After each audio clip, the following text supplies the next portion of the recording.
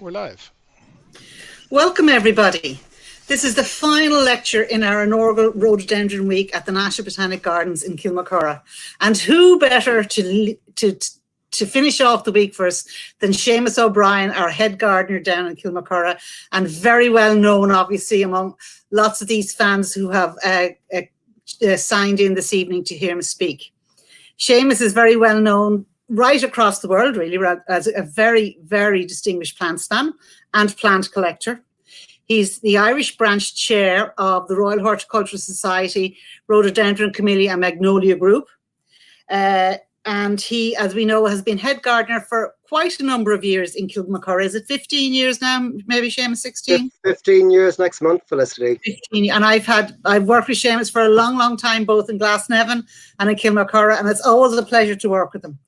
I was just saying I haven't been on any of his trips yet, but anyway, maybe the next one. So he's going to tell us all about a spring visit to the Sikkim Himalaya, which actually was 6 years ago, believe it or not. But anyway, I'll hand over to you, Seamus. Anybody got any questions? Don't forget to put them into the ask a question box at the bottom, and we'll deal with them later. Thanks a lot. It's great. Felicity, thank you very much for that introduction. Welcome, everybody. We have, I see, a staggering number of people viewing this evening from Nova Scotia, from Chile, and from West Wicklow. So it's good to have you here today. And Rhododendron Week is our way of celebrating 25 years of the ownership and management of the Kilmacurragh estate by the National Botanic Gardens Glasnevin, National Botanic Gardens of Ireland, because of course the estate was bought and placed underneath care of Glasnevin in 1996. So Kilmacurragh, as you know, had a very tragic history from the early 20th century, and particularly after the Great War, when the two consecutive owners were killed during the Great War, and it caused the estate to go into sharp decline. And it meant that by the 1950s, the gardens had completely gone over. So in 1996, it's looked changed for the better. The estate was purchased by the Irish government. Kilmacurragh was placed underneath the care of Glasnevin. My predecessor, Paul Norton, moved in 1996 and did heroic work in beginning to sort of reopen the garden and discover plants. So myself and the current garden team continued that to the present, 15 years on from when Paul moved to Glasnevin. And it is an incredibly important garden with a very tragic history, but undergoing what I'd like to think is its second golden era.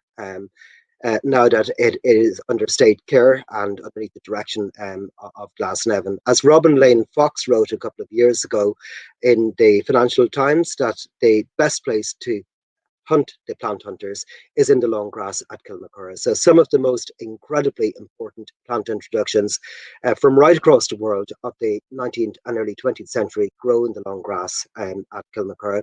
And the most important of all of those plant collectors or plant hunters is Sir Joseph Dalton Hooker. So Joseph Dalton Hooker, as many of you are aware, was later to become the director of the Royal Botanic Gardens Kew, which to this day is the most important botanic gardens on the globe. In the 1830s, he had travelled with Sir James Clark Ross to the Antarctic on the bomb ships and former bomb ships Erebus and Terror. He returned back to England. He was looking for a second expedition where he could study, having studied a polar flora, he was looking to study a tropical flora.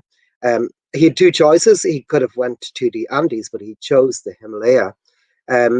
He'd carried out a huge amount of plant collecting, including seed collecting, in 1849. And as you'll have seen from the videos that we posted on our website during the week, on the 22nd of April, 1850, a large consignment of seed arrived at Glasnevin. And those seedlings were rhododendrons. The seedlings raised were rhododendrons. They were sent here in 1862, and they still survive here today, the bulk of them. So when I look out from my upstairs windows, I'm really fortunate that I live here on the estate in the centre of the gardens, in a house next door to the ruins of Kilmacurragh House. And when I look out my upstairs windows, what I see are towering tree-like rhododendrons. And surrounded by these and knowing the history of them, I was inspired to travel out to the Himalaya on several occasions and write a book about Joseph Dalton Hooker, which was published by Q Publishing in 2018. So that's the subject partly of my talk tonight. I travelled 4 times to Sikkim. And what I'm talking about tonight really is a sort of a gentle ramble in the Himalaya in April, May 2015, the results of that trip. So the opening slide is of our group. So we're on the India-Nepal frontier. We've just crossed the border from India into Nepal. We're on a place called Tonglu, a mountain that was explored by Joseph Hooker in 1848. And we're caught in the pre-monsoon mist. So Glenn, we'll move on to the next slide, please. So this is Joseph Hooker's original map taken from, he published a report on his travels in 2 volumes, Himalayan Journals. It became a classic in its day. Hooker, as I mentioned, had previously travelled on the Ross expedition to Antarctica, and he was a trained cartographer, so mapping was one of his fortes. And what you've got to remember about this trip to India was that it was financed by the Navy. And they weren't particularly interested in natural history specimens. They were really interested in the strategics of mountain passes, especially considering this was the era of the great game, and Britain had always worried that its prized possession, India, was going to be annexed from the north, from Tibet and Afghanistan, by Russia. So Joseph Hooker mapped Sikkim. And what is amazing about that map is that it's absolutely accurate. You can still use it today. And it was used 50 years later by Captain Sir Francis Younghusband during his Tibet expedition when he crossed the borders to North Tibet and made his way up into Tibet from there. So our route took us, if you look at Hooker's, the main map on the left, from Bagdogra. So we flew in to Bagdogra from Calcutta, made our way up to the hill station at Darjeeling, and climbed Senchal, a mountain ridge that it sits on. And from there, we travelled down just slightly southwest to Mount Tonglu, which you can see there, just southwest. Mount Tonglu is a large mountain that sits on what's called the Sinjalila range. And you can see that travels right up north above Mount Tonglu. And in the sort of upper part of the map, you see that V and that dark dot. So that is Mount Kanchenjunga, which is the 3rd tallest mountain on the planet, the tallest mountain in India. It's a staggering 28,200 feet high. So to get back to Darjeeling, the hill station, we travelled from there north to the present capital of Sikkim, Gangtok. And above there, we travelled up the Teesta River into North Sikkim to a place called Chungthang. And Chungthang is where the 2 feeders of the Teesta meet. And you've got 2 major valleys. You've got to the east, you've got the Lachen Valley, and to the west, you've got the Lachung Valley. La means pass, so one means small pass, what the other one means large pass. And above there, up to Yumthang and Thangu. So at that point, we're right up on the Tibetan border. And if you look at the map over to your right, you can see the position of Sikkim. I should say that Sikkim, present-day Sikkim, is less than the size of County Cork in southwest Ireland. It's pretty small, but given its surface area, you get tremendous valleys and you get staggering high peaks. The surface area is massively exaggerated. So it sits wedged in the Himalaya. At the time of Hooker's visit, it was an independent kingdom. Nowadays, it's a state of India. To its west is Nepal. To its east is Bhutan, and to the north is the Tibetan Plateau. And then, of course, to its south are the plains of India. So moving on to the next slide, we take you to the hill station. So the hill station was so-called discovered by two soldiers, one from Britain and one from Ireland, in 1835. And it, of course, served as the escape by sort of the colonial administration and soldiers from Calcutta. Calcutta had been founded as a colonial city. It had a pretty awful climate, enormous heat, humidity, awful problems with typhoid and diphtheria. So this is a place where British and Irish soldiers and colonial administrators could escape to. It sits at an altitude of about 7,000 feet. And in the upper slide, you can see Eton in India. So this is St. Paul's School. It's the most exclusive boys' school in India. It was set up in the colonial era. And if you look directly beneath the tallest peak, which is Kanchenjunga, you can see a small building underneath. And that is where Joseph Hooker lived for the earlier part of his travels in Sikkim. And that was a house that belonged to an English naturalist and zoologist called Brian Hodgson. So any of you who are familiar with rhododendrons, you'll know that Hooker named rhododendron hodgsonii after him. Robert Fortune, the famous Scottish plant hunter who introduced tea for the British East India Company from China to India, he stayed there, and a very tall conifer to the left is a cryptomeria, a Japanese cedar that Robert Fortune brought from China to India. Spectacular location, absolutely beautiful hill station, and a real melting pot of different cultures. Okay, so we'll move on to the next slide. Sikkim sits just off the Senchal range. It's one of the most heavily explored areas botanically anywhere in the world. Lots and lots of different type specimens were gathered here. Beautiful views of the Himalayan range, and that's what makes the hill station at Darjeeling so spectacular. There is nowhere along the length of the Himalayan range where you get better views of the mountain peaks. So we move on to the next slide. We'll just give you a little bit of history and the Irish connections with Darjeeling and Senchal. In the 19th century, at one time, a staggering 47% of the army in India came from Ireland, from all different backgrounds. And not just that, something like 30% of engineering graduates from places like Trinity College in Dublin and from Queen's University in Belfast, they travelled out to British India to work on enormous infrastructural projects, railways and so on, and take part in the colonial administration. So one of those people was a guy called Harry Corbin Leving. He came from an old Westmeath family, and this is his home. It's Knockdrin Castle in County Westmeath. And if you look just beneath there on the left, you can see it's the isotype specimen in the National Herbarium at Glasnevin of a fern he discovered in 1875, Pseudophygopteris levingii. And then across the way, just on the top right, is Daphne Leving Shackleton. She's an Irish botanist. She's an ancestor, and she travelled with me. So it was very exciting for Daphne to travel with me and see his fern collections in the wild. Because just beneath Daphne again, you can see a fern, Polypodoides amina, which is in our collection. So we've got this staggering collection of ferns at Glasnevin, collected in the 19th century by people like William Griffith and by Leving. And that same fern, you can see it up in the bough of a huge Kashmir cypress just to the right there. So we'll move on again to the next slide. And this is Senchal, and these are some of the plants that we saw there.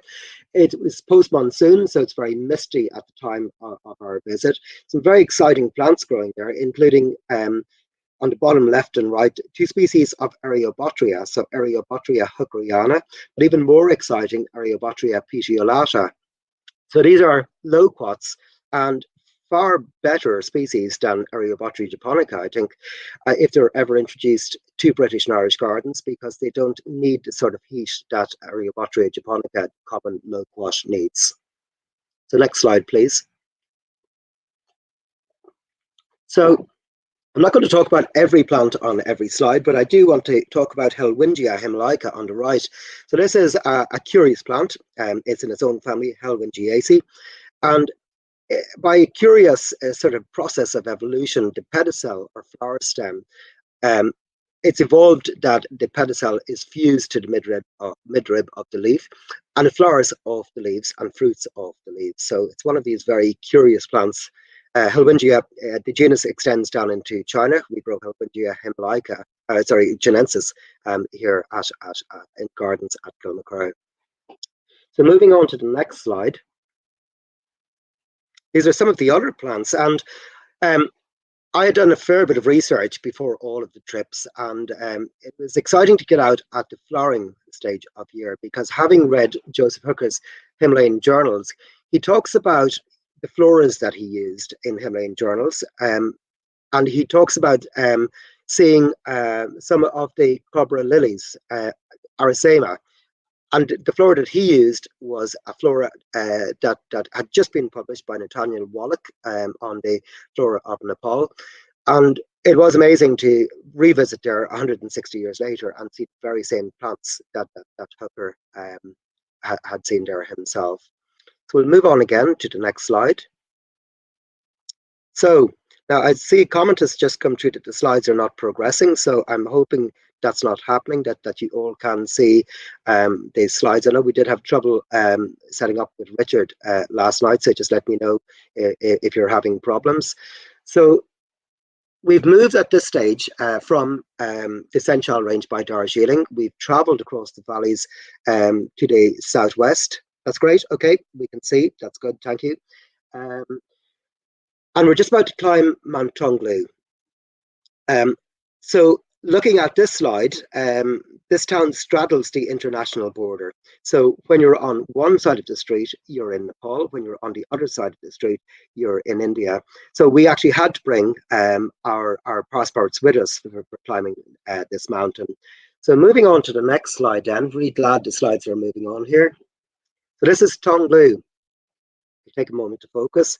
So Joseph Hooker, of course, he had amazing experience of travel, particularly in the southern hemisphere when he traveled on his Antarctic trip, and he compared the sort of forested ridges of Tonglu to places like Tierra del Fuego in South America and to the South Island of New Zealand. I've been to both places, and I have to say it's very apt, look very, very similar.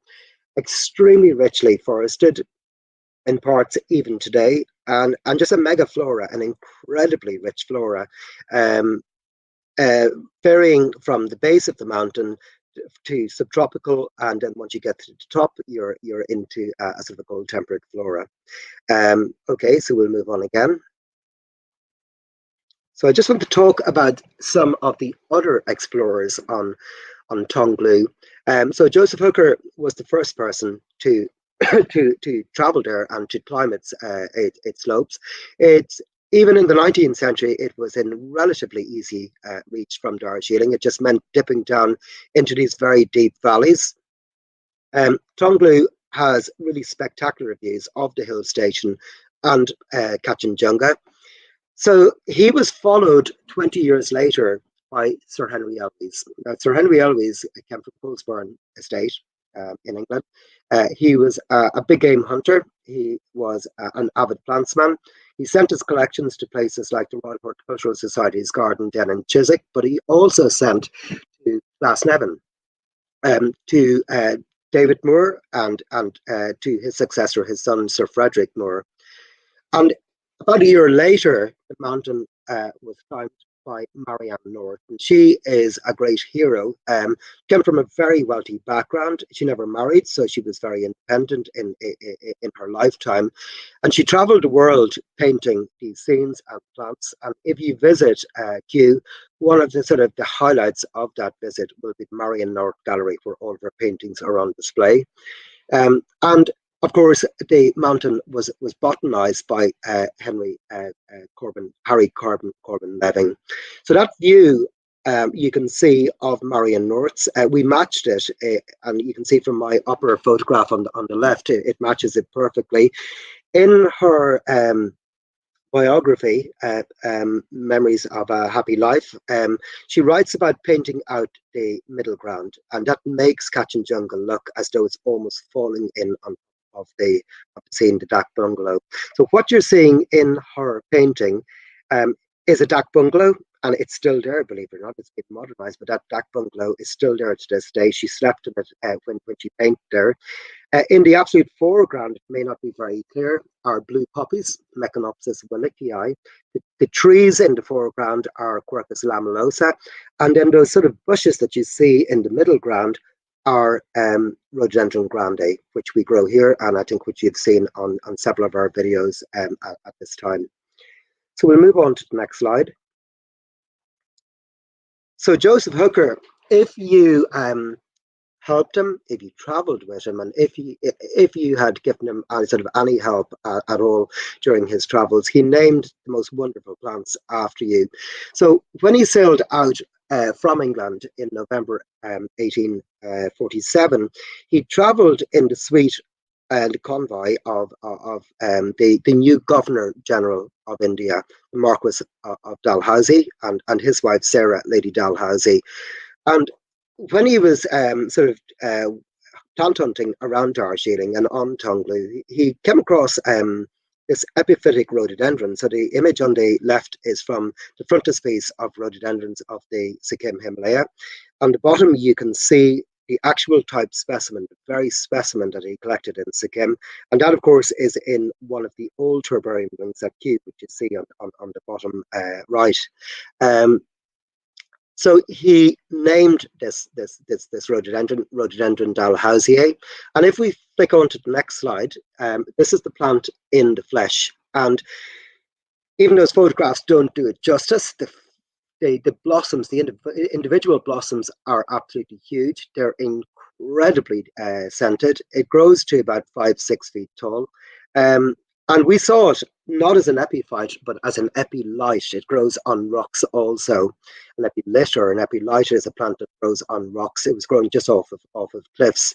And we know that it grew at Kilmacurragh historically, but Thomas Acton actually did leave a note to say that he tried it several times, that it didn't always succeed, that you would get every couple of decades, you would get an awful winter that would kill it. But Thomas and Janet Acton, they gardened here at Kilmacurragh at the end of the Little Ice Age. And of course, since their time, the climate here has warmed up with global warming. So it's certainly something that we would really like to trial here again. So next slide, please. Okay. And William Griffith. So William Griffith, you can see by the dates beneath his photograph, he was an English botanist. He died when he was 35. He's one of these absolutely brilliant Victorian botanists that died far too young. William Griffith's, when he died, his herbarium, it comprised 8,000 species that had been gathered from as far apart as the Caucasus down to Malaysia. In the 1830s, he collected in Bhutan, and including lots and lots of rhododendrons. So Joseph Hooker did collect the same species 10 years later in Sikkim. But Hooker was absolutely fair. When he returned back to England, he knew that Griffith's herbarium was buried in the vaults of the East India House in London.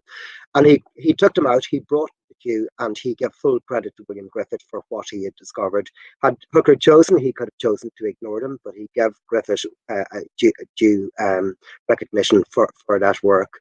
So there's lots of plants in the Himalaya named for Griffith and named by Joseph Hooker, and mostly named in the Flora of British India, one of Hooker's greatest publications. And this is Rhododendron griffithianum. It's one of the parents of Rhododendron loderi. And going back to Glasnevin and going back to Sir Frederick Moore, there's a letter in our archives where he's writing to Isabel Paul Acton in the 1920s. They're discussing Rhododendron loderi, and he states, "I told a few people to name it that." So some of the other plants we saw there are Séamus griffithii, and this is major copper lily country. So Rhododendron griffithianum, its bark it's a very variable plant in wild. You can see that its bark color there is grey. The form that we grow here is a sort of a very rich mahogany cherry brown. And even in terms of the blossom, you can see that particular form had a really enlarged red calyx behind the corolla. So Glenn, we'll move on again.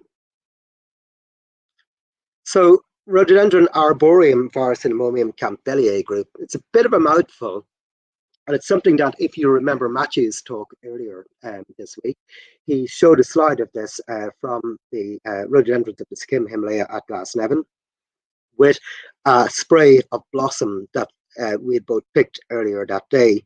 And there it is in the wild. So Joseph Hooker, he named Magnolia Campbelli for Archibald Campbell, who was the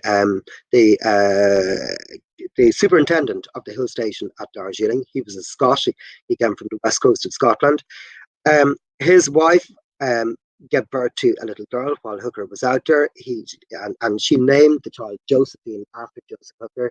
So as a compliment, he had his father pick one of the Sikkim rhododendrons, and it was named Rhododendron Camellia for Mrs. Campbell as a thank you. So Glenn, we'll just move on again. So Tonglu, it is a staggering flora, and these are all horticulturally worthy plants. So you see plants, familiar plants like Purus formosa, and another one of my favourites, Viburnum erubescens. It grows in one of the old shrubberies at Glasnevin, but you can see how variable it is in the wild. Pure white forms, and in these lovely forms with pink tinges. And Berber's insignis meaning remarkable.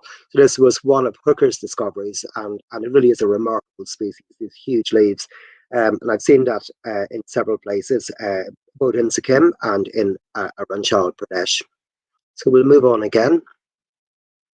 Holboellia latifolia. There are so many good climbers on this mountain, including, by the way, Clematis tongluensis, which is named for the mountain itself. But Holboellia, I'm sure you've seen it in cultivation, it's not uncommon, but it was just a thrill to see this plant in the wild and see it absolutely in abundance, running right through trees and smothered in these lovely violet blossoms. So we'll move on again. So Richard Baines, in his great lecture yesterday, he showed a great slide of Rhododendron falconeri, a lovely white flowered form that grows in the garden at Logan, which of course is a satellite garden of the Royal Botanic Garden, Edinburgh. And if you look on the bottom right, so this is a plant that grew until recently at Kilmacurragh. Sadly, through old age, we've lost all of our old Rhododendron falconeri. And that, for me, is typical cultivated Rhododendron falconeri, primrose yellow blossoms. I remember when I first looked at the plate in Rhododendrons of the Sikkim Himalaya, saw a white blossom, I thought that can't be right. You know, it was unlike Hooker to make a mistake. But lo and behold, we climbed Mount Tonglu at flowering season, and all the plants we saw were white flowered. So it is variable, and that's one of the great things about traveling out to the wild. You're not seeing one plant, you're seeing them in thousands, and you're seeing that all of that sort of morphological variation in the wild. Again, if you befriended Hooker and you helped him in his travels, he named these great plants for you. So Hugh Faulkner was a Scot, and he was the superintendent of the Royal Botanic Gardens at Calcutta, now the Indian Botanic Gardens in Kolkata. And he was one of a number of people that smoothed the way for Hooker's travels. And when Hooker was trying to decide, would he go plant hunting in the Andes in South America, or would he go to the Himalaya, it was Hugh Faulkner who persuaded him. He said, come over, I'll look after you, I'll set it up for you. Okay, Glenn, we'll move on again. Lots of trees, and it was such a great time to trek up those mountains. And you can see some of what we saw there. Encyanthus deflexus, this amazing form with almost black flowers. I've never seen it as good as that in cultivation.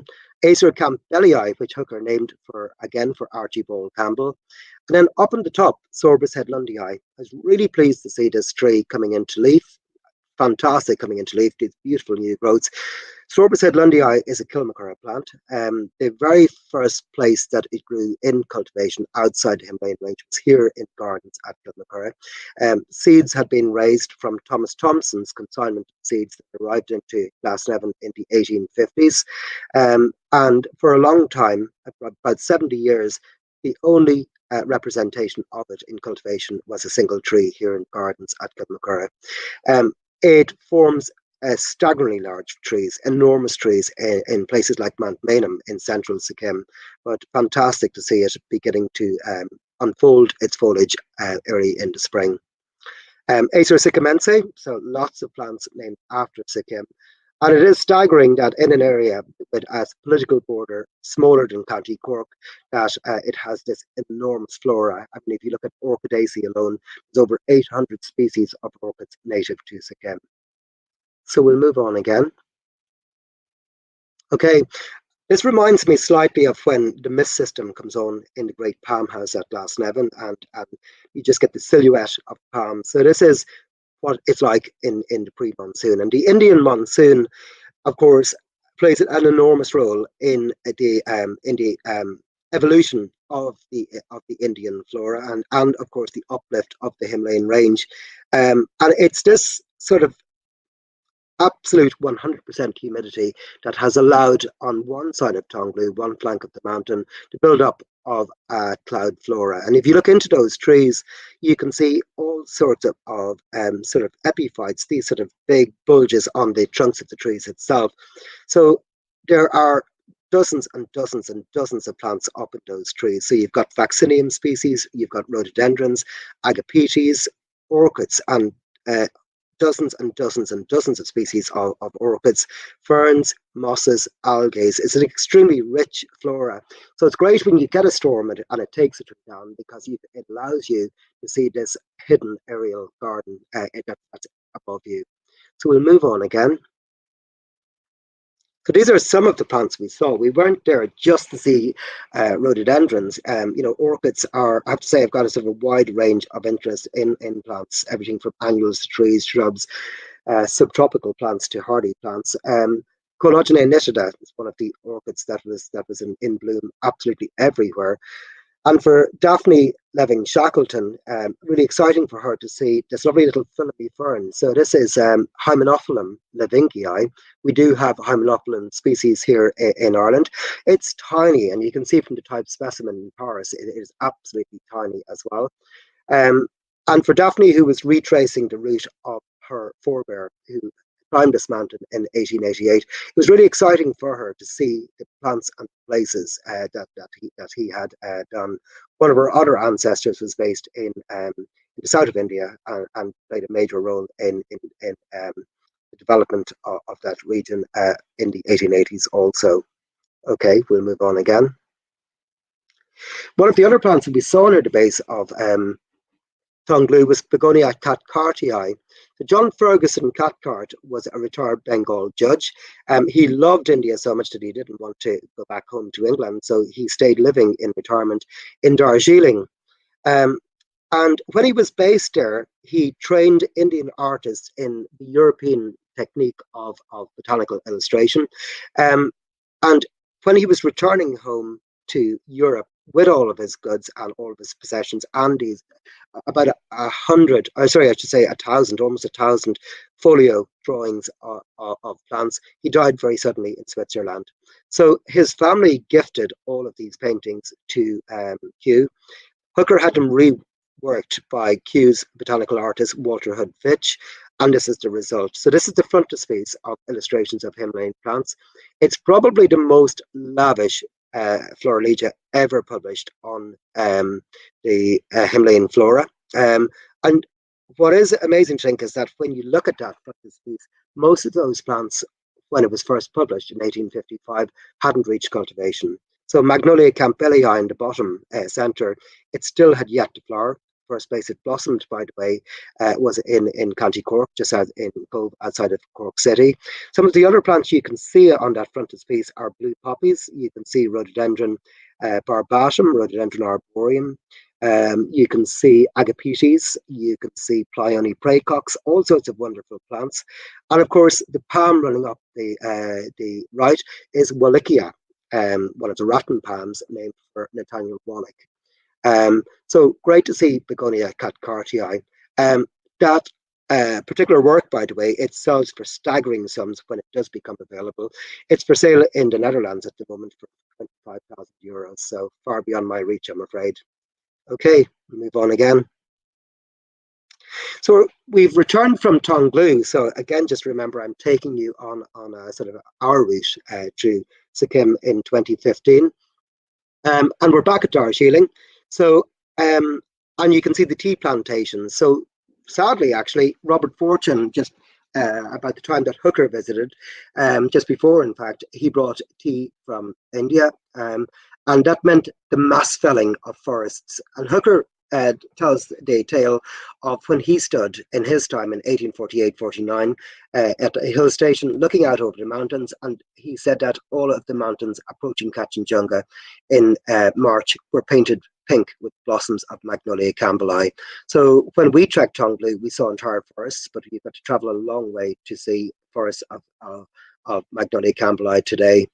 The image in the top left, I hope you can see it because it doesn't look terribly clear to me, is Brian Hodgson's house. And what is amazing to relate is that you can see the veranda on the front, and Hooker actually discovered 3 species of new fungi on that veranda. So that's what it was like for these early plant hunters. You could literally step outside the front door of your house and everything in front of you was absolutely new to science.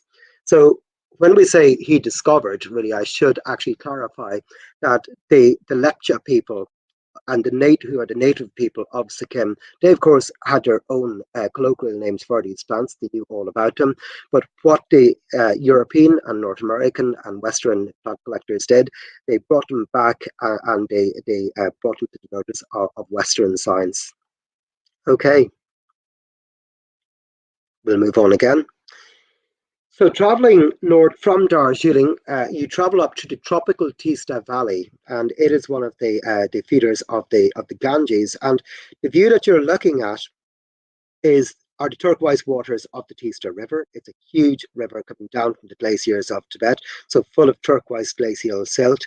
And you can see joining it just to the left is the Great Ranjit River, and this is what separates North Sikkim from Darjeeling district, and these are what you see south of that river is what was annexed by the British East India Company after the famous hostage crisis that occurred when Joseph Hooker and Archibald Campbell were kidnapped and placed under arrest by the Prime Minister of Sikkim at the time. It's a tropical valley full of really good plants, and if we move on to the next slide, I want to introduce the national flower of Sikkim.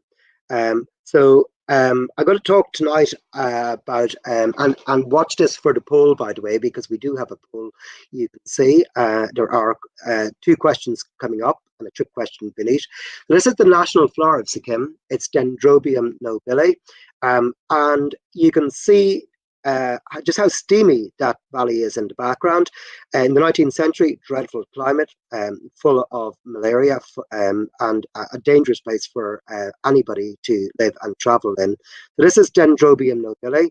You can buy it in Tesco's, that's how common it is, but just great to see it in its wild state in Sikkim. Okay, Glenn, we'll move on again. So this is a tropical species of magnolia. So this is Magnolia hodgsonii, named after Brian Hodgins. And as I mentioned, Hooker stayed in his house in Sikkim.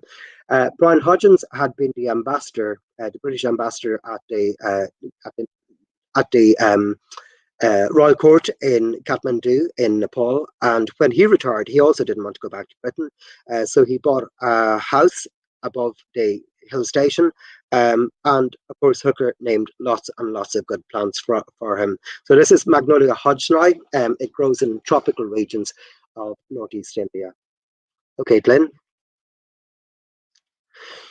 So traveling up to the head of the Teesta River, you meet its 2 feeders, the Lachen River and the Lachung River. And at that junction, you meet a little village called Chungthang. And as you can see from the text, it is the gateway to those major valleys, and they are the 2 unmissable valleys in Sikkim. I know there's so a lot of plants people sitting in tonight that have been there and will recognise this place. It's also the type locality for Rhododendron madeni. So Rhododendron madeni was one of 2 rhododendrons named by Joseph Hooker for 2 amateur Irish botanists. I'll come to another one in a moment. So Edward Madden, he was a soldier in the Royal Bengal Artillery. He travelled 4 times in India. He had 4 tours of duty. He was one of many Irish soldiers based in India. And Hooker named this rhododendron for him. Madden sent his collections to Glasnevin, by the way. And this is one of the rarest rhododendrons in the Sikkim flora. And what is slightly frightening is that within view of the population is this enormous dam. And you can see the sort of the ecological damage that that has done in this area. It's absolutely vast, absolutely huge. Sikkim makes loads of money from hydroelectricity. So this is one of the things that we want to point out this evening, is that rhododendrons, there's 1,200 species, and a huge number of those species are threatened in the wild. Richard Baines showed a species last night from Taiwan that's already become extinct. And one of the things that we're very keen to sort of get across is that it is one hybrid, a rhododendron ponticum hybrid, that has given the genus a bad name. It has taken over parts of the west of Britain and Ireland. At Kilmacurragh, we have grown rhododendrons for 200 years now. We're the oldest rhododendron garden on the island.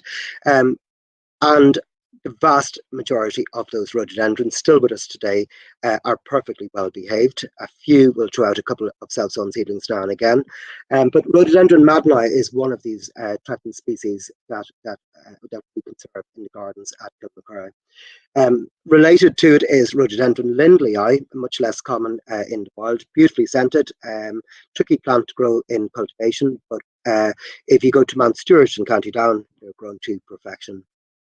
So we move on to the next slide. It takes us up to the sort of plants that you see growing around the village. Lots of Cobra lilies. Gerardinia palmata in the bottom center, you can see that this is what nettles look like in Sikkim. It's known as sisnu in the local Indian dialect. It makes a really good soup, but I can tell you that if you walk into it or brush against it, it's lightning plant identification, because it really does lift you out of it. It's a very sharp sting. Just beside it, the lovely blue pea, Parachutus communis. I've seen it several times in the Himalaya. It's a lovely plant. Clover-like foliage and these lovely blue peas. So Glyn, we'll move on again. So what we're doing, we've left Chungthang, and for the moment we're going to travel up one of the feeders of the Teesta River. So we're traveling up one of the eastern valleys, and this is the Lachen Valley. Lachen meaning small pass. And it's precipitous and cliff-like in its lower area. So we've moved from Chungthang. At Chungthang, you move from a tropical flora into a subtropical flora, into a warm temperate flora, into temperate very, very quickly. It is an amazing place that in such a small space that you can move so quickly between the vegetation types, and even the altitude, the sequential altitudinal difference of the flora as well. So this is the Lachen River, and in the upper slide you can see Acer campbellii, a massive tree, 180 feet tall. You'll never see it that size in cultivation, and that's why it's worthwhile traveling into these Himalayan valleys. You don't get strong winds very rarely, and these trees are probably several hundred years old, and they haven't been logged out of it, thankfully. Okay, Glenn. Moving up higher again, you meet some great plants with Wardia unigemata, the jewel fern. Its fronds are fully 3 meters long, and just beneath it you can see Tetracentrum sinense. This is what some authorities will call the Bar Himalaica. This is part of Sikkim's relic flora. A tetracentrum has been found in a fossil state in German coal deposits, so it did grow in Europe at one stage. So this particular Himalayan variant, you can see it's much more beautiful than the Chinese tree. It's got this very, very, very long drip tip. Scheffler rhododendrofolia, I'll come to that again in a while. It grows as big as a sycamore tree in Sikkim, and of course all of the old world Schefflers have moved back into Heptaplurum. They're back in another genus. And lots of Paris species, Paris polyphylla in bloom on the floor. Okay, let's move again. Okay, so Hooker named a second white rhododendron species, again for an Irishman. So this is Pakenham Edgeworth. His full name was Michael Pakenham Edgeworth, but he was known to his friends as Pakenham Edgeworth. He grew up in Edwardstown in County Longford. His eldest sister was Maria Edgeworth, the famous novelist. He was one of 22 children, the youngest of 22 children. And Joseph Hooker named Rhododendron Edgeworthii for him. And it grows in Sikkim as an epiphyte on the trees. At this point, we were moving into Himalayan hemlock forest, Sugadomosa.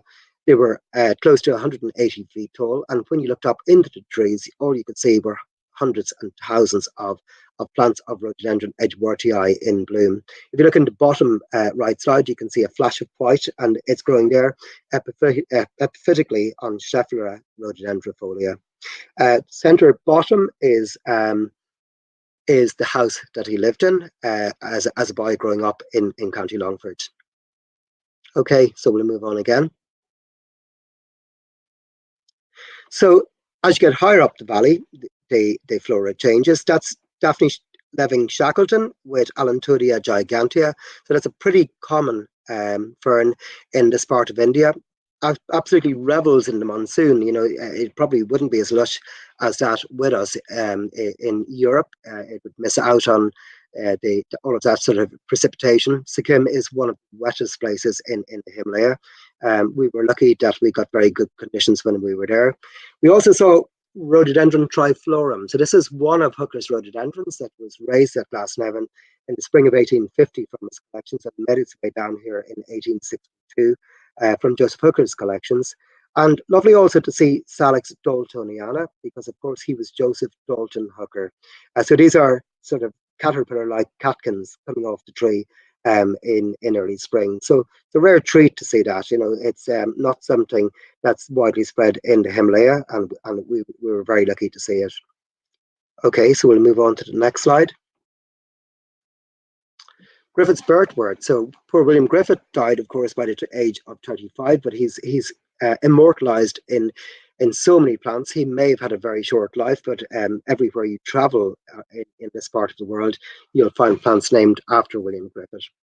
So the birdworts, again, a bit like the tetracentron, it's part of Sikkim's relic flora. These are plants that are that have evolved very early. They're relic species. They've been around a very long time. And this is a spectacular species. That flower is as big as your outstretched hands. It's a lovely, lovely plant. And it's in cultivation, by the way. It is grown, I'm not quite sure here in Ireland, but I've certainly seen it in English gardens. So we'll move on again. Okay, so we've reached Lachen. So Lachen was made famous by Hooker. It's the type locality for hundreds and hundreds and hundreds of plants. So if you grow Daphne phyllum himalayense, the type specimen came from here. You can see on the top is my modern day photograph, but on the bottom is Hooker's sketch of the village from 1848, 1849. And you can see it's hardly changed. It really hasn't grown that much at all. The same peaks in the background. We were there obviously in springtime, so the cashmere poplar, Populus ciliata, is just coming into leaf. And on the bottom is the high altitude variant of Daphne Bolua Vardlacea. And this is the plant, of course, that Buddhist scripts are made from, because you can make paper from Daphne Bolua. Lovely Primula gracilipes just coming into bloom. And on the bottom, Fragaria nubicola. Nubicola, of course, meaning of the clouds, because it's a monsoon species. So that's a little wild strawberry. I remember growing up in West Wicklow and picking strawberries on the back road to national school. So just lovely to see native Irish strawberries and then see these lovely Himalayan strawberries looking very similar in the Himalaya. So, okay, we'll move on again. Anybody who knows Kilmacurragh, you'll know the famous tree of Magnolia Campbellii, named for Archibald Campbell. There's a fascinating story behind our old tree. It was dug up as a seedling near the hill station of Darjeeling. It was sent down to Calcutta. It was from there put in a Wardian case and put on the deck of a ship and sailed back to Europe. it was planted against a wall garden at the walls of the wall garden in 1876. It didn't blossom till 31 years later, 1907, and nowadays it's one of the largest known captive specimens in cultivation and carries thousands of blossoms every year. Ours is the pink flowered form, but what was very exciting was to travel up the Lachen Valley and see Magnolia Campbellii alba group, the white flowered form. And that is the form that was first discovered by William Griffith. And Hooker, in his original description, in his Latin diagnosis, he said that they basically Flores roseus rarus alba, so that that flowers were rose coloured and rarely white, but actually in some places you do get all of these white flowered forms. Lovely also to see Rhododendron campyllocarpum, yellow flowers, and I'll come back to that later. And Cobra lilies, you can see Arisaema nepenthoides there, growing in hundreds and hundreds and hundreds of thousands along these sort of subalpine slopes. But what was a real treat is to see plants that absolutely refuse all efforts in cultivation. So on the bottom left is Bryocarpum himalaicum. So this is a primula relative with soldanella-like flowers. It's been introduced time and time again to cultivation, and it's absolutely refused to persist in cultivation. So it means that really the best way to see this plant in bloom is to travel out to the Sikkim Himalaya and see it in bloom in April and May. So we'll move on again.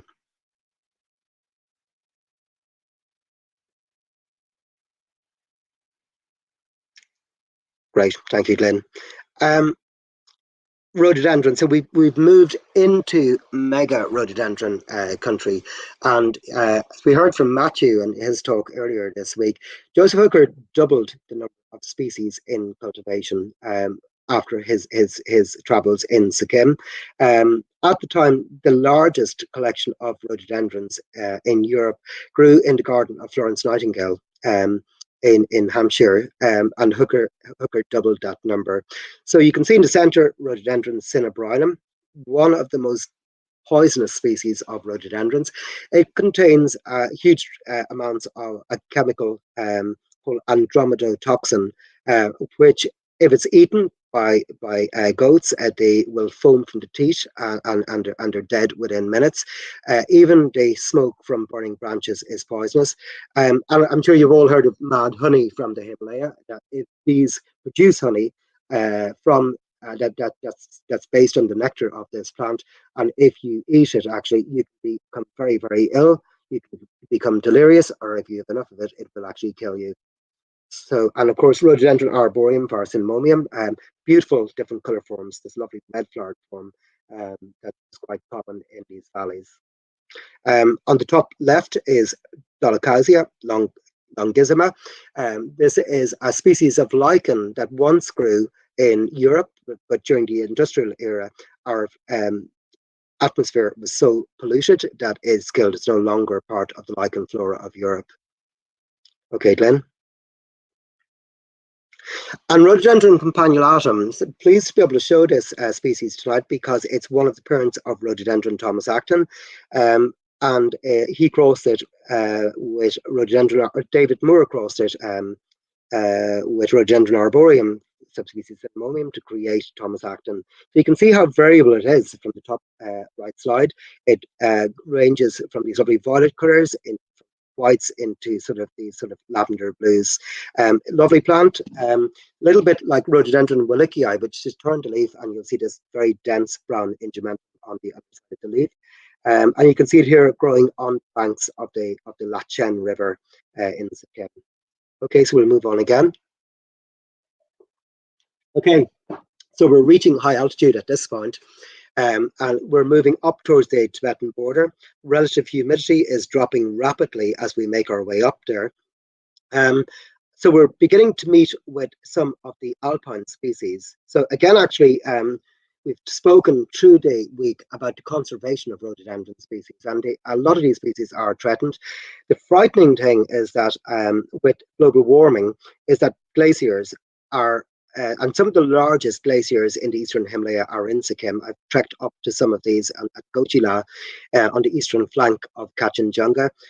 and the glaciers are retreating and retreating at a really rapid rate. Also, as well, the climate is warming, and that is putting enormous pressure on these alpine species that like to be covered with snow in winter time. So sadly, actually, there is a huge proportion of rhododendron species that are threatened in the wild. So Glenn, we'll just move on again.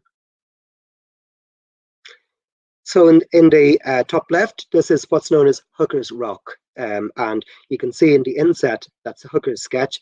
It's huge. That rock is the size of a modern house. It's an erratic. It was dumped there by retreating glaciers in past times. And surrounded by some of Hooker's discoveries, so plants like Taraxacum tibetanum. So that is a dandelion species that's endemic to the Tibetan Plateau, because essentially we are on the Tibetan Plateau at this point. It may be politically part of India, but really geographically, this is part of the Tibetan Plateau. Primula denticulata, which I'll come to again in a moment, but above it is this lovely Primula calderiana. It's a lovely plant, but unfortunately, it smells of fish, which isn't terribly pleasant, I can tell you. And that lovely sort of silver farina. So we'll move on again. Okay, so what we've done is we come back down the Lachen Valley to Chungthang, and now we're going to trace our way up the more eastern valley, the Lachung Valley, and this is the unmissable valley in Sikkim. Now you'll notice actually that when we're up at Tonglu, at Hooker's Rock, that things are only beginning to wake up. We were there on the 1st of May and we're just planting potatoes that day. And this is a day later, and you can see in this lower part of the valley, potatoes are already in bloom. Just behind the waterfall is a whole spray of Virginia ciliata. So again, it gives you a very good idea of what these plants like in cultivation. So wet, damp, and as much humidity as you can give them. So this is a traditional Butia village. So at this point, you meet two different ethnic groups. So in the Lachen Valley, you meet the Lachenpa people, who are now amongst the Lachungpa people, and they are an ethnic mix of the early Tibetan settlers with the indigenous people, the Lepcha people, who Hooker actually hired as his collectors. So we'll move on again. So these are some of the plants that we meet, so you can see, and some edible. So Elaeagnus parvifolia, it is, they say, a food for the future. I think it's an acquired taste. I have to say I tried them and I didn't like them. And you can see here our porters are gathering the fruits of Rubus ellipticus. It's a species of bramble or blackberry, but of course one of the things that you need to be careful of is what you introduce. Now, I should state at this point that we weren't collecting, that we were there for photographic reasons. I was working towards the book. But in past times, the species of bramble has been introduced, and it's a noxious weed in different parts of the world, particularly in Hawaii, where it's just ran riot. So these are the sort of things that you need to be careful of introducing. Heteronepalensis, of course, is the Himalayan ivy. You can see it in fruit above. So we'll move on again. So what is great is that Hooker didn't quite get everything. It is remarkable that everywhere where you walk there's Hooker plants, but he did miss this species. This is Deutzia bhutanensis, which was described from Bhutan, which lies just next door, in 1973, and was recently found as a native in this particular valley. It's one of the rarest plants in the Lachung Valley. Lovely plant. So we'll move on again. So Lachung has changed very, very little, and you can see both of Hooker's sketches on the bottom corners, and you can actually trace the very same mountains. The village itself hasn't grown enormously. There's always been a bid, even under sort of British control, this part of with immigrants and migrants from Nepal and from other parts of India. So it really is stronghold of the endemic people up there. They're Buddhists, as you can see from the Buddhist prayer flags. Okay, so Glenn, we'll move on to the next slide, please. Okay, so this is a view, it's late evening, just above the village of the Lachung River. And this, of course, has come off the glaciers of the Tibetan border. And those waters ultimately meet the Ganges and flow out into the Bay of Bengal. You can see all sorts of really great plants, ginseng on the top, panic cedar ginseng, trilliums. So you don't really always associate trilliums, you always think of them more about North America. But of course, this is an Asian species. And Cardiocrinum giganteum, the giant Himalayan lily. Great to see it, but I still remember seeing the group beating back pretty quickly when leeches in their hundreds began to drop onto us from the trees above these. And Pisces spinulosa, just carrying embryonic cones. And this, of course, is the East Himalayan spruce. Great, so we'll move on again. So Richard Baines, in his lecture on propagation, showed a slide of Rhododendron camelliiflorum yesterday. So here it is in the flesh alongside Hooker's plate from rhododendrons of the Sikkim Himalaya. And lovely to see Rhododendron arboreum in bloom. It is one of my desert island rhododendrons. It's aptly named, it forms a huge tree. In November 2019, I led a group up Mount Japfu in Nagaland on the Burma border, northeast India. And we saw a tree there. It's in the Guinness Book of Records as the tallest rhododendron in the world. It's fully 108 feet tall, huge tower of colour at this time of year. And of course, just above it, Acer sycamense, and this lovely form of Piptanthus nepalensis, the Himalayan laburnum, growing on the banks of the river. So we'll move on again. Okay, so earlier I showed you an image of Dendrobium nobile, which I stated was the national flower of Sikkim.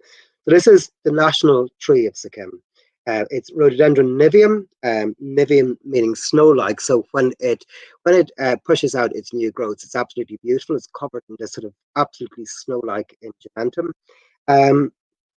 It's incredibly rare. It's the rarest species that you'll find in Sikkim. If you look at Hooker's description in the Flora of British India, he lists it for some of the interior valleys. They're no longer found there today. And the reason why is because of landslides. The Himalaya is uplifting all the time. It's a very wet monsoon country. So you'll get entire mountainsides literally sliding down an earthquake after an earthquake. So several populations have been lost due to that. But it's an incredible colour. You can see it's an incredible colour. It was the colour of both the church and of royalty. And in about 1870, it was a very difficult colour to manufacture. So from the 1870s, somebody discovered how to make it very cheaply. It became absolutely abundant, that particular shade, and everybody's curtains, everybody's couches, rugs were made from it, and it became deeply unfashionable. And sadly, actually, the result was that in the 1920s and the 1930s, Rhododendron niveum was grubbed up wholesale out of collections. So you can see it here on the left in its wild native haunt, growing with Abies densa, with the Himalaya rising above it. And to me, that is the best way to see a plant in its native habitat. I have to say, I come back, it's in bloom here at Kilmacurragh at present. And I get back to Kilmacurragh having seen it, like these little plants in the wild, and it almost feels like a zoo. But actually, they're still important plants. They do highlight to the public the pearl of these plants in the wild with global warming, with population rise, and it's part of the really important conservation work that we carry out here. So we'll move on from Rhododendron niveum, the national tree of Sikkim, to the next slide. Onto other rhododendrons. And it is incredibly biodiverse at this point, and particularly in rhododendron species. So all these species are grown within meters of each other at a place called Yakche. And you can see plants like Rhododendron ciliatum. And Rhododendron ciliatum is a sort of a low-growing bush, lovely white flowers, and it was crossed with other species like Rhododendron edgeworthii and Rhododendron formosanum to create the wonderful scented rhododendrons that we have in our gardens today. So if you know plants like Rhododendron Lady Alice Fitzwilliam, Fragrantissimum, Empress of India, they contain a lot of blood of Sikkim rhododendrons. Rhododendron pendulum is one of the rarest species. You do very rarely see it in gardens. It's growing here as an epiphyte in Yakche, and then in the center Rhododendron glaucophyllum. So these are all low-growing bushes. So not all of Sikkim's rhododendron flora are these giant trees. Some of them are actually are quite low-growing. So we'll move on again. So these are some of the trees we saw, and we're getting closer and closer and closer to the Tibetan frontier at this point. So one of my favorite plants in the Himalaya is Viburnum nervosum. Most of my trips are normally in the autumn. It could be any time sort of between September, October, but most often in November. And at that time, it's post-monsoon. You can see the mountains. And Viburnum nervosum has spectacular autumn colour, but it was lovely to see it in bloom, but not just that, just to see how a viburnum species could form trees, which I'd never seen in other parts of the Himalaya. These were huge. And then just beside it, Prunus cornuta. So this is the Himalayan version of our native bird cherry that we grow in Ireland and is native to Ireland, Prunus cornuta, with lovely new bronze growths, and it was absolutely abundant in this part of the Himalaya. So we'll move on again. I know I've gone over time, so I won't. I'll try and move on swiftly. So we've reached the Shingba Rhododendron Sanctuary, and this is again at extremely high altitude. And you can see my group up in the top, in the top right. So several members of the garden staff and the guide staff at Kilmacurragh have travelled with me. And on the bottom, you can see Cobra's Cobra lily. So this is Griffith's Cobra lily, or Séamus griffitii. And you can see why they're called Cobra lilies. I mean, it is a little bit startling looking through your camera lens and something like a snake is looking back at you. So that's Griffith's Cobra lily. Okay, so we'll move on again, please, Glenn.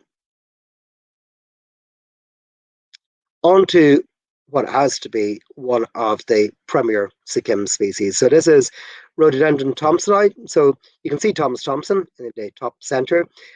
He went to school with Joseph Hooker in Scotland. They went to university together. They plant hunted together, and not just that. When they were both back in Europe, they worked together on the flora of British India.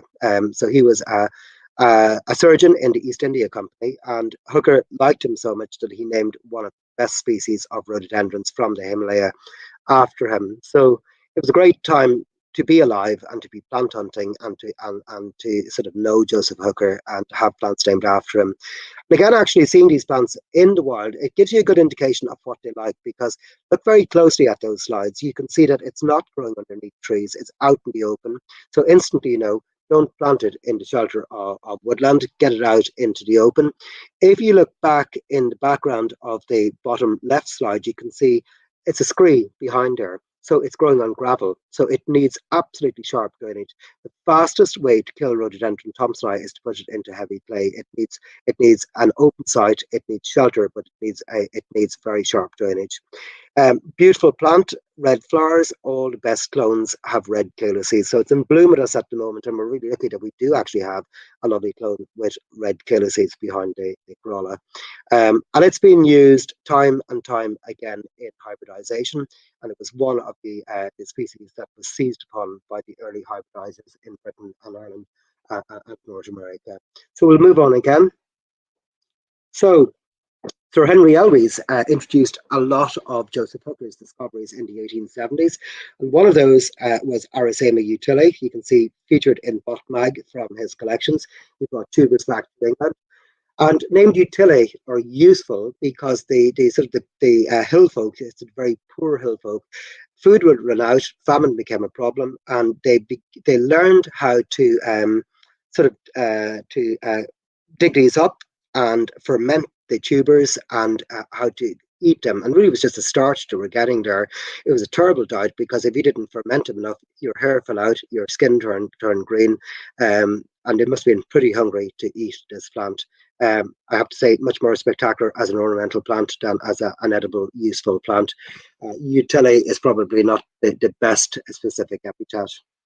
Okay, so we'll move on again. So we discussed seeing, and Hooker even discussed in the Journal of the Horticultural Society, later the Royal Horticultural Society, meeting hybrids in the wild. So these are some of the hybrids that we met along the way. So this is the first you can see at the top left is Rhododendron X candelabrum, which Hooker met. He didn't realize it was a hybrid at the time. So that is a hybrid of Thompsonii with the yellow flowered top of the carpet, so red with yellow, making these lovely peach colours.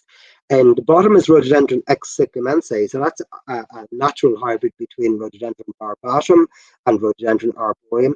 And then up top, these are just some blossoms I'd picked and put in a rock for comparison purposes. So this is, if you look on the left, you can see Rhododendron Thompsonii, on the right, Rhododendron campanulatum, and in the middle, the intermediate plant between it.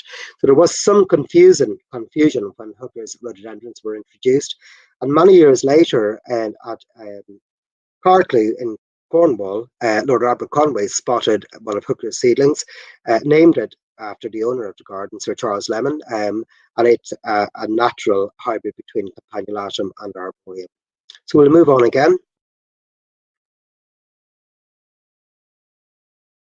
Up to the Chungthang Valley, the highest reaches, and absolutely spectacular to walk through this yak pasture, looking up towards the Tibetan border, and hundreds and hundreds and hundreds of acres turned purple by a little Primula denticulata, very common in cultivation, introduced to cultivation by the East India Company, and just a spectacular landscape. So we'll move on again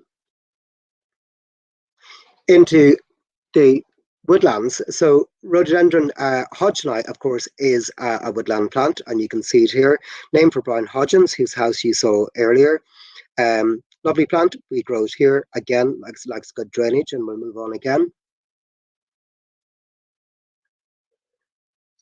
What is incredibly rare in gardens is Rhododendron whitei. It was lost to cultivation for a long time. You can see this is the true plant on the left-hand side of the slide, but on the top left is the monster that was accepted as whitei for a long, long time. This is a plant at Manebhanjan that originally came from Kilmacurragh, but the real plant is a superb plant. The Actons at Kilmacurragh had cousins in County Donegal at a place called Ardnamona. They sent rhododendrons up there.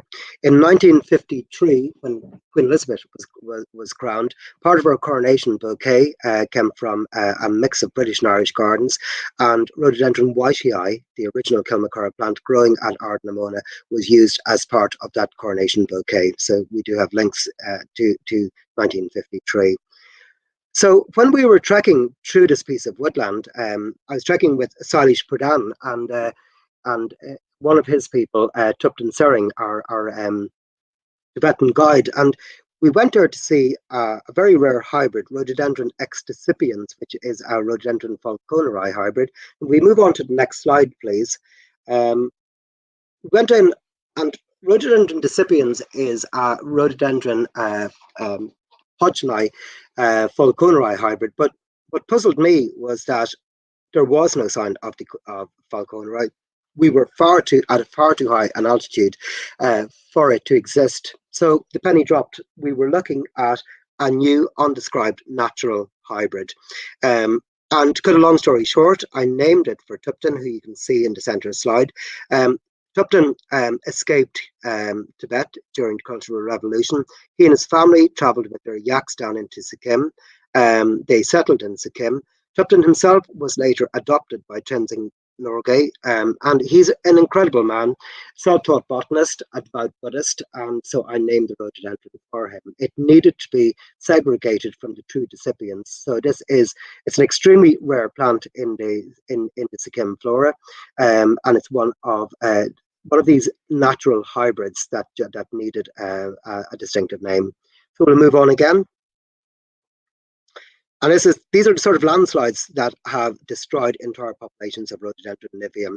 So this mountainside collapsed after an earthquake, and it came down with such force that it blasted the forest away on the other side of the valley. Forests were flattened and a new lake formed, and already Primula denticulata was beginning to colonize those shattered remains. It was slightly disconcerting walking through it because those boulders are as big as skyscrapers. It's an entire mountain that's come down, and they were still moving a year later, so you do need to be careful walking through there. So we'll move on again.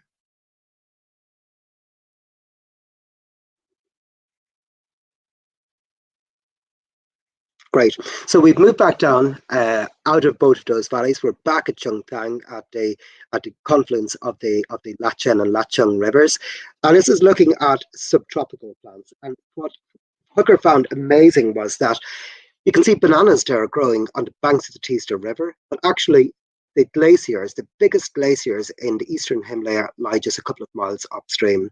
So you can see plants like cardamom growing in the wild, these lovely Sikkim spiderworts, Aeschylanthus parviflorus, hanging epiphytically from the trees, and these gorgeous balsams. So this is Impatiens arcuta, which Hooker discovered in this very spot.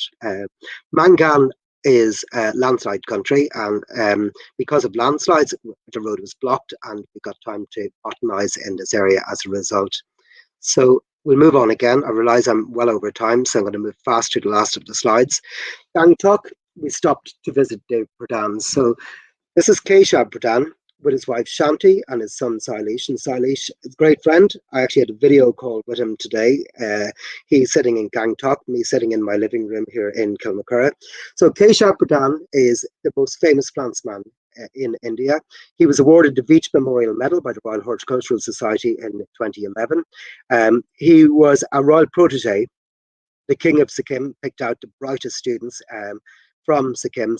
He was sent by the royal family to study forestry at Yale, but his father before him had been head forester to the King of Sikkim. And Keshav is an expert on rhododendrons, an expert on primulas, and not just that, he was involved in the formation of Kanchenjunga National Park. So we move on again. One of the other places we visited in Gangtok was the Rajvahan. So this was the seat of the British political officer in Sikkim, Claude White. You can see beneath one of the plants he discovered in Bhutan, Primula whiteii, here photographed at Beach Park, David Shackleton's garden. And David, of course, was the father-in-law of Daphne Leving Shackleton, who's traveling with us. It's a very historic place. We met the governor of Sikkim there, but the reason I went there was really to see this building, its lovely garden. And you can see from the top right slide, Ludlow and Sheriff, the famous English plant collectors, they used it as a staging post. So did Frank Kingdon Ward and Lord Porter in 1924 when they went on their trip to Southeast Tibet, and so did Francis Younghusband in 1903. So we'll move on again to Kolkata, formerly Calcutta. It's one of my favorite places in Sikkim. It's just a wonderful city. This is a view of the headquarters on the top left of the British East India Company's headquarters in Kolkata. And of course, the Royal Botanic Garden, Calcutta. Really, really, really historic garden. You can see this is the house in the bottom right was built by William Roxburgh. And this is where the founding fathers of Indian botany were based, and it includes people like William Roxburgh, Nathaniel Wallich, William Griffith, Thomas Thompson, Hugh Faulkner. They were all superintendents of that garden, and Hooker was based there. So we'll move on again.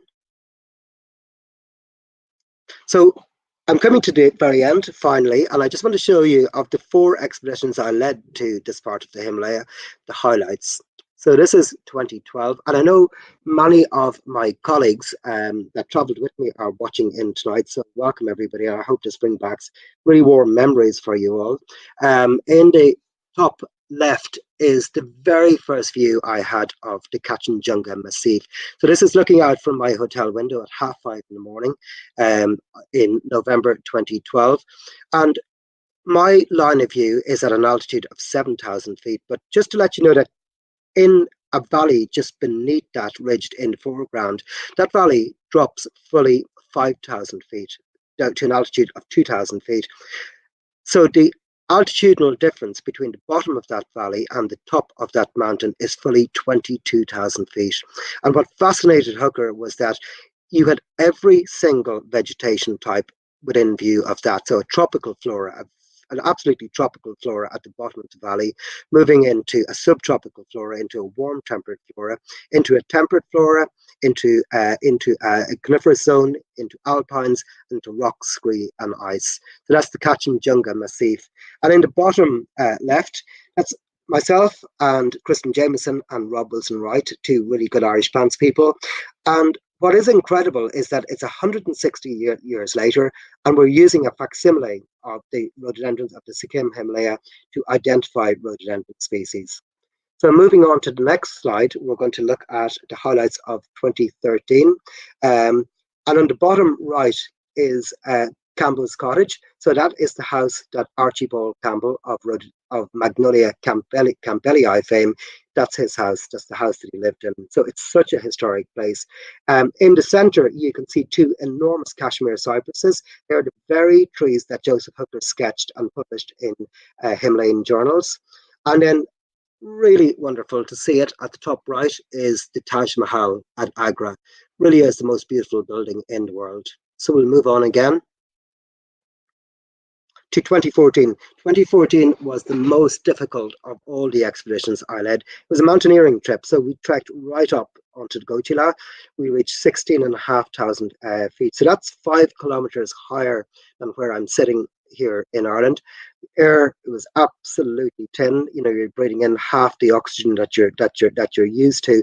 But we made it right up onto the eastern flank of Kanchenjunga.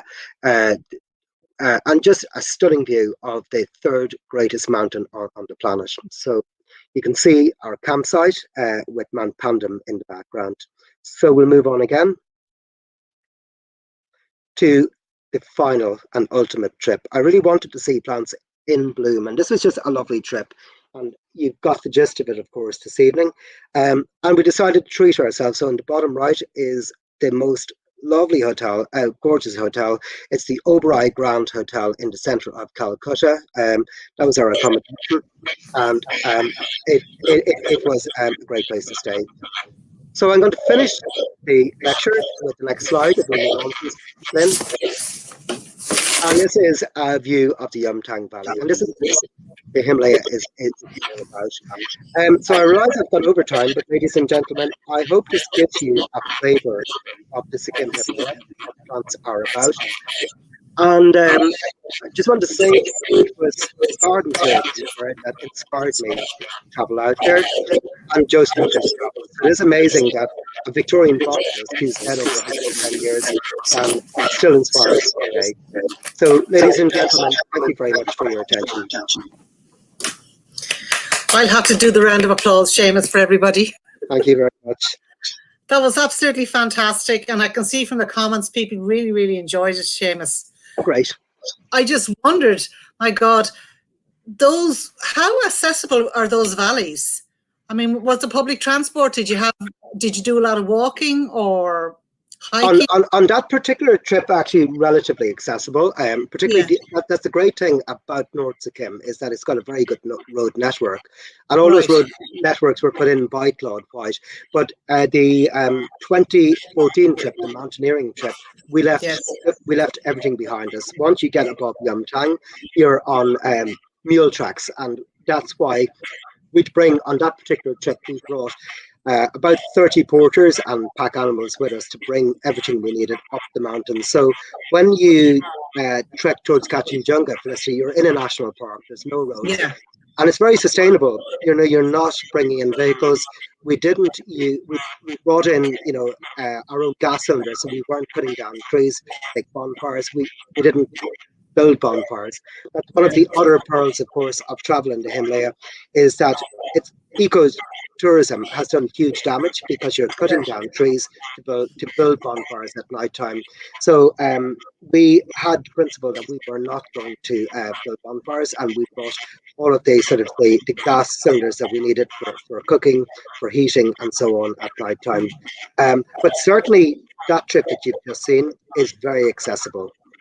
And can people book? I'm just saying, not you particularly, but say somebody was watching you and was just inspired and wanted to go on a travel. Can they book with tour agents to go there? Absolutely. So I would recommend, and because he was so good and looked after us so well, Sailesh Pradhan. And if you Google Sikkim Adventure, he does very sustainable ecotourism.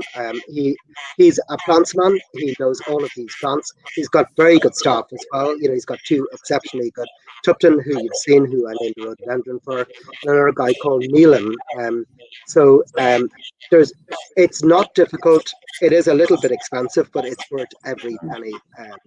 And just to take Sounds good. Sheeling, yes. So definitely worth going to visit. Okay, well, we have a look at some of the questions here. One of them is Rhododendron whitei named after the Isle of Wight? Rhododendron whitei. Whighti. So White was an early British botanist who was based in Sri Lanka. So not named for the Isle of Wight. White was based in the Perdnina Botanic Gardens in Sri Lanka. He was a friend of Joseph Hooker's. So like I've said, if you befriended Joseph Hooker, he named all these lovely plants after you. So Rhododendron whitei, it's a tricky species, and that's why it's so rarely seen in gardens. Okay, brilliant, thanks. And another question we have from Eileen is, at what point in your career did you begin plant hunting expeditions? Ooh, okay. Well, it's funny, I was just thinking about this today. The very first time I was thinking today when I saw a rhododendron was, I grew up in Baltinghouse in West Wicklow, and the very first rhododendron I saw was arboreum when I was about 7. My first real plant hunting expedition was when I lived in Spain as a student in, gosh, I'm going to give off my age now, Felicity, but it was 1991. So as a student at class 11, I went out on a 6-month-long scholarship to a horticultural college in Spain. And my first ever real plant hunting expedition was a break from living just outside of Valencia, and I went up to the Picos de Europa in northern Spain and went looking at alpines in the Picos. So that was probably my first real stab at plant hunting. But first real stab at professional plant exploration was 1996 to Yunnan province, a 5-week expedition to northwest Yunnan. Wow, fantastic. Okay, I see Miles Reid is there. Hi, Miles. And he wants the Hooker book still available. Absolutely. Oh, Miles, thank you for that plug. Really grateful. Miles, I should say, was part of the new team when I started at Kilmacurragh, and he is one of the absolute best members of staff that we've employed at Kilmacurragh. Miles, we really miss you. We miss your tours. And of course, Miles was one of the early researchers into the history of Kilmacurragh. So yes, the book is available widely through Amazon. It is published by Q Publishing, and one of the few benefits, it's an ill wind that blows no good, of lockdown is that it sold like hotcakes over the pandemic period. So yes, it is available. Well, anybody who has it should have it. I was looking through it this afternoon, and it's ages since I took it down from the shelf, but it's a fantastic book, and it's so interesting. And again, it's to Seamus, then you look at all of these areas and plants again, it's fantastic. Really great. Okay, so that's absolutely brilliant. Has anybody else got any other questions, or do you have anything you want to say, Seamus?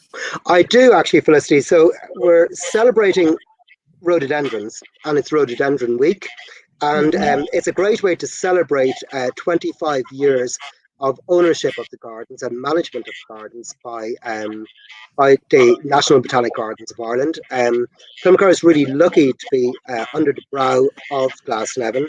And over the 25 years that we've had gardens here at Kilmacurragh, there's been sterling work carried out. So I just want to pay tribute this evening to people like Paul Norton, who moved in 1996 and spent 10 years beginning the clearing of the gardens at Kilmacurragh, and then to my own team, who for a further 15 years have been busy taking out a huge undergrowth, a jungle of sycamores, of cherry laurel, and it's been hard work.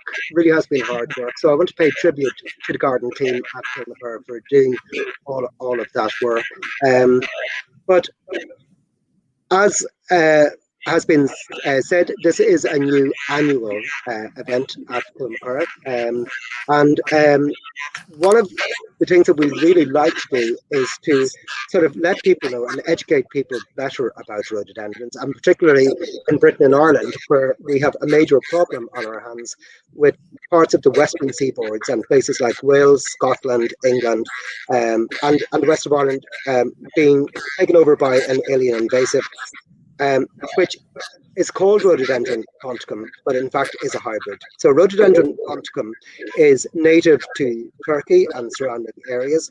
It actually was part of our native flora in Ireland in pre-glacial times, and it's perfectly behaved then. It was introduced about 250 years ago. And in the 19th century, two American related species were introduced, Rhododendron catabiense and Rhododendron maximum. And unfortunately, they met, they married, and they created a monster. So the rhododendron that you see in the Big Willie Cuddy Reeks, on the V in Waterford, in the west coast of Scotland and places like Argyll, that's a man-made hybrid. So there are 1,200 species of rhododendrons out there, and there's one man-made monster. They should have never met. They never would have met, only for a human intervention. And I just want to get the point across that we're not celebrating the rhododendron that has become an invasive in Britain and Ireland. We're celebrating the 1,200 true species that are absolutely perfectly behaved plants and that are in jeopardy. So this is the red list of rhododendrons. It's produced and published by the Royal Botanic Garden, Edinburgh, and it's a huge publication, and it makes for sad reading. Lots of rhododendrons are threatened in the wild for various different reasons. Climate change, the disappearance of glaciers, the climate is warming really, really fast. And the fact that there's just too many people on the planet. If you go to Nepal, it's really sad. You'll see entire mountainsides of rhododendron arboretum being stripped out of it. In parts of Bhutan, for campfires, for visiting people, they've now stopped people putting down rhododendrons to make way for campfires. So that's the main point that I want to get across really tonight, Felicity.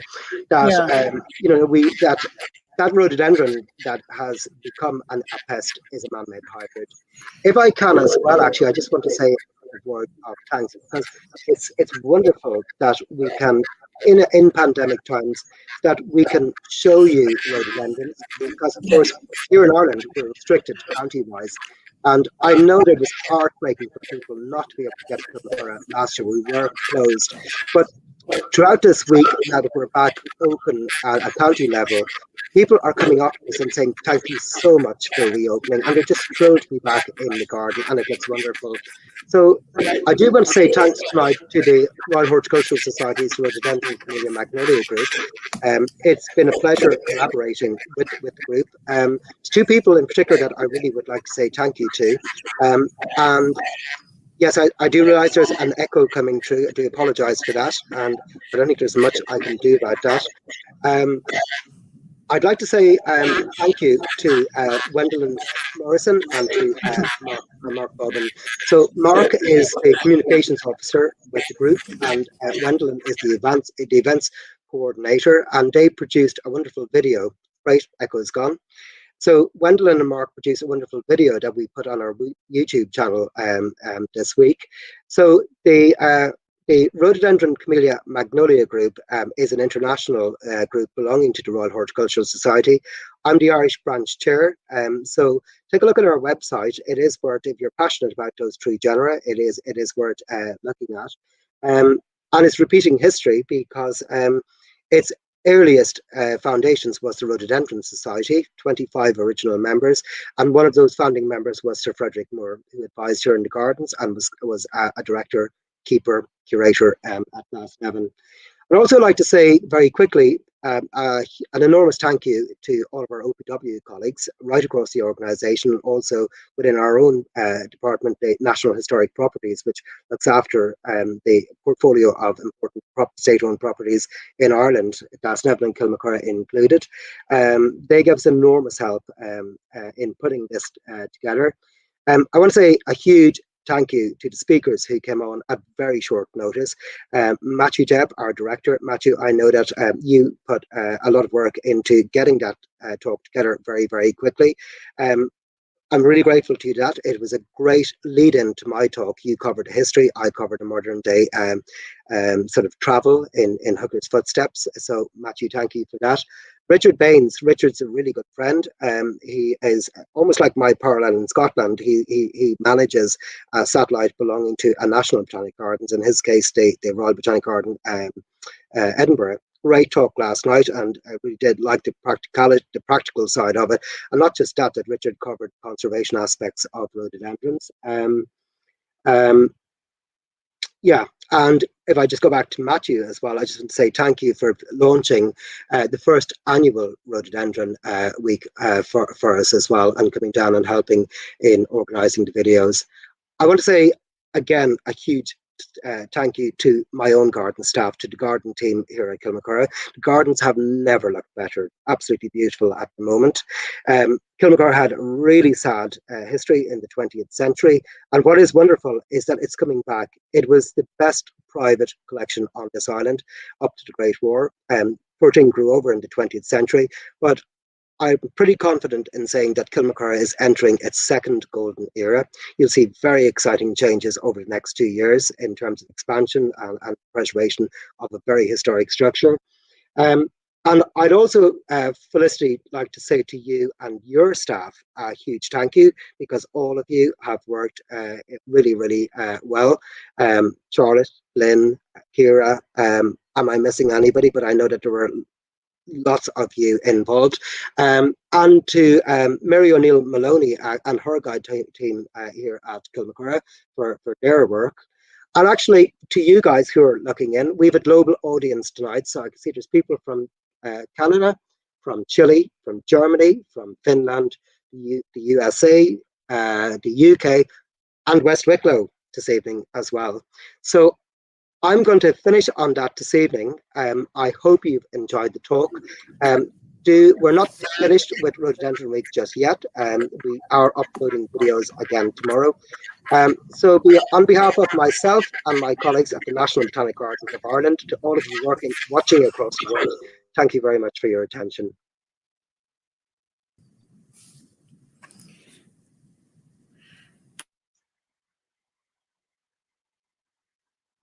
You're muted there, Felicity. Yeah, I am. Sorry. I've been muted. Okay. Great. I see some nice comments coming in from Jane saying that she's enjoyed. We've had plenty of comments actually coming in say how much you're enjoying the garden. So well, that's great. And Mark and Wendelin, I know you're watching in tonight, so thank you again for your sterling work from the Royal Horticultural Society's Rhododendron Magnolia Group.